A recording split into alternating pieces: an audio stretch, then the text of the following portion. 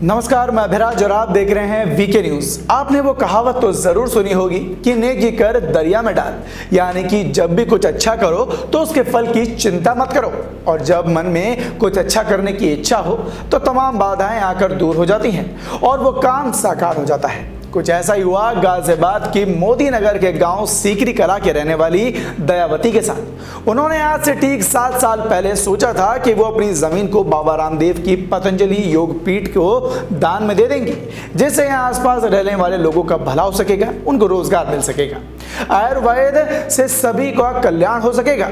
उनका वो खूबसूरत सपना आज यानी कि 7 साल के बाद जाकर साकार हुआ। इसमें खास बात तो यह है कि उनका सपना पूरा करने के लिए खुद योगपीठ के बाबा रामदेव मौजूद रहे। चलिए पहले आपको इस महान शख्सियत के बारे में कुछ बताते हैं, जिसने बिना किसी लालच के इतना बड़ा योगदान करने की हिम्मत जुटाई, और यह भी बताते हैं कि यह सब करने के पीछे की वजह क्या थी। दरअसल सीकरी कला में दयावती देवी का मायका है। उनके पिता कचेड़ू के कोई संतान नहीं थी। छज्जूपुर गांव में उनके ससुराल था, लेकिन उनका कोई संतान नहीं हुआ। पति हरिकृष्ण सेना में कार्यरत थे। सेवानिवृत्त होने के बाद 15 साल पहले उनका निधन भी हो गया। इसके तहत अब दयावती अकेली रह गई, इसलिए उन्होंने अपनी संपत्ति को स्वामी रामदेव को पतंजलि योगपीठ को दान देने की योजना बनाई। उनकी उम्र इस वक्त करीब 63 साल है। तो वहीं स्वामी रामदेव ने योगपीठ को जमीन दान देने वाली बुजुर्ग महिला दयावती का आभार जताया। सीकरी कला की रहने वाली दयावती ने अपने पैतृक जमीन पतंजलि योगपीठ को दान में दे दी।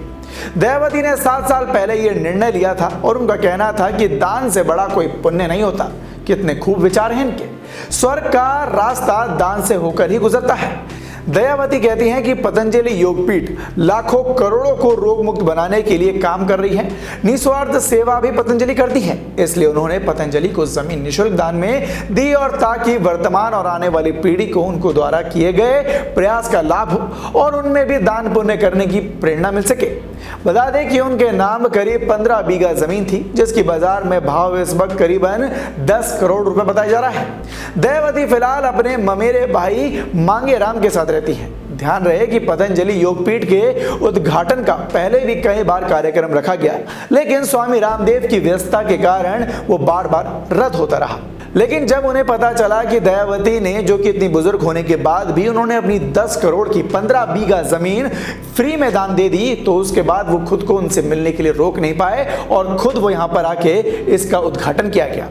तो दयावती के इस अद्भुत कारनामे पर आपकी क्या राय है, हमें कमेंट बॉक्स में कमेंट कर जरूर बताएं और देखते रहें वीके न्यूज। धन्यवाद।